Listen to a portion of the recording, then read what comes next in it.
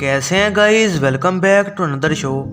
आज मैं आपको दिखाने जा रहा हूँ एक सुपर हीरो एक्शन मूवी जिसका नाम है एक्समैन फर्स्ट क्लास। 1944 में नाजीज के डेथ कैंप में एक साइंटिस्ट क्लोज श्मिट एक छोटे लड़के एरिक लंशर मैग्नीटो को अपनी माइंड कंट्रोल पावर्स के जरिए एक लोहे के दरवाजे को मोड़ते हुए देखता है। ये तब होता है जब उसे उसकी फैमिली से अलग किया जा रहा होता है। ऑफिस में क्लॉस एरिक को कहता है कि वो टेबल पर पड़े कॉइन को मूव करे, और जब एरिक ऐसा नहीं कर पाता वो उसकी माँ को मार देता है। फिर गुस्से और दुख में एरिक अपनी मैग्नेटिक पावर से हर चीज़ हिलाने लग जाता है, और इसके साथ साथ ऑफिस में मौजूद दो गार्ड्स को भी अपनी पावर से मार देता है। इसी दौरान वेस्ट चेस्टर में एक बंगले में छोटा बच्चा जिसका नाम चार्ल्स जेवियर है, उसमें दिमाग कंट्रोल करने की पावर्स हैं। वो एक छोटी शक्ल बदलने वाली लड़की रेवन मिस्टीक से मिलता है। अपनी नेचुरल फॉर्म में वो लड़की नीले रंग की होती है। इस बात से खुश होते हैं कि वो अपने जैसे ही एक डिफरेंट शख्स से मिला है। वो उसे इनवाइट करता है कि वो उसकी फैमिली के साथ यहाँ ही रहे और उसकी बहन बन जाए। 18 साल बाद 1962 में एरिक श्मिट को ढूंढ रहा होता है, और इस दौरान जेवियर यूनिवर्सिटी ऑफ ऑक्सफोर्ड से ग्रेजुएट हो जाता है। लास वेगस में CIA ऑफिसर मोरा मैकटैगर्ट यूएस आर्मी के कर्नल हेनरी का हेलफायर क्लब में पीछा करती है, जहां श्मिट, जो कि अब सेबेस्टियन शॉ के नाम से जाना जाता है, वो एक म्यूटेंट टेलीपाथ एमा फ्रॉस्ट, एक म्यूटेंट रेप्टिड और एक टेलीपोर्ट करने वाले म्यूटेंट अज़ेज़िल के साथ होता है।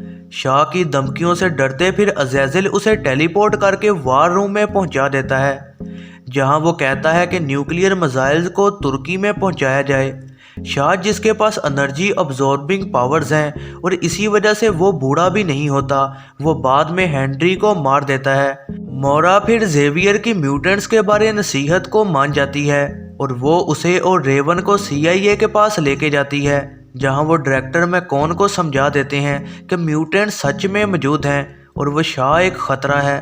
एक और CIA ऑफिसर म्यूटेंट्स को स्पॉन्सर करता है। वो उन्हें एक सीक्रेट फैसिलिटी X में इनवाइट करता है। मैकटैगर्ट और जेवियर शाह को ढूंढ लेते हैं, और एरिक तब उस पर हमला कर रहा होता है, और फिर वो एरिक को डूबने से भी बचा लेते हैं, और इसी दौरान शाह भाग जाता है। जेवियर एरिक को डिवीजन X में लेकर आता है, जहां वो एक जवान साइंटिस्ट हैंक मको को मिलते हैं, जो कि कहता है कि शायद रेवन के DNA के जरिए उनके इलाज को ढूंढा जा सकता है। जेवियर फिर हैंक की म्यूटेंट लोकेटिंग डिवाइस सेरिब्रो का इस्तेमाल करता है ताकि वो शॉ का मुकाबला करने को और म्यूटेंट्स ढूंढ सकें। जेवियर और एरिक एंजल सैल्वाडोर, अरमांडो मूनोज, एक कैदी एलेक्स समर और शॉन कैसिडी को अपने साथ कर लेते हैं।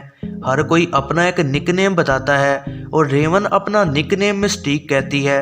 फ्रॉस्ट फिर USSR के श्वेत जर्नल से मिलती है, और वो अपनी दिमागी ताकत का इस्तेमाल करती है, और जर्नल को लगता है कि वो उससे रोमांस कर रहा है। तभी जेवियर और एरिक फ्रॉस्ट को पकड़ लेते हैं, और उन्हें पता चलता है कि शॉ वर्ल्ड वॉर 3 स्टार्ट करने वाला है, जिसकी वजह से म्यूटेंट्स कामयाब होंगे और नॉर्मल इंसानों का खात्मा हो जाएगा।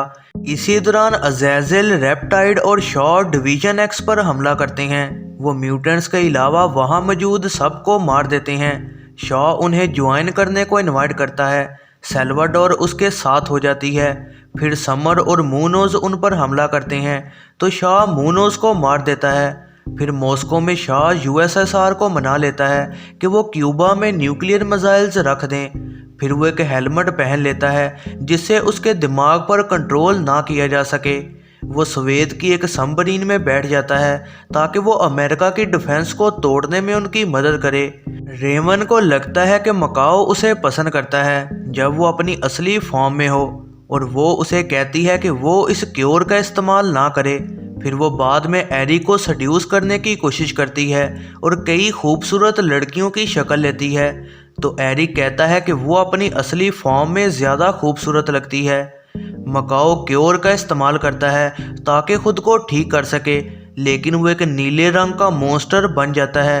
फिर मकाओ जहाज़ चलाता है और म्यूटेंट्स और CIA एजेंट उस ब्लॉकेड तक पहुंच जाते हैं, जहां जेवियर अपनी दिमागी पावर्स का इस्तेमाल करके एक श्वेत फौजी को मजबूर कर देता है कि वो उस जहाज़ को तबाह कर दे जिसमें न्यूक्लियर मिसाइल्स मौजूद हैं। और एरिक अपनी मैग्नेटिक पावर्स का इस्तेमाल करके शॉ की सबमरीन को बाहर खींच लेता है और उसे ज़मीन पर फेंक देता है।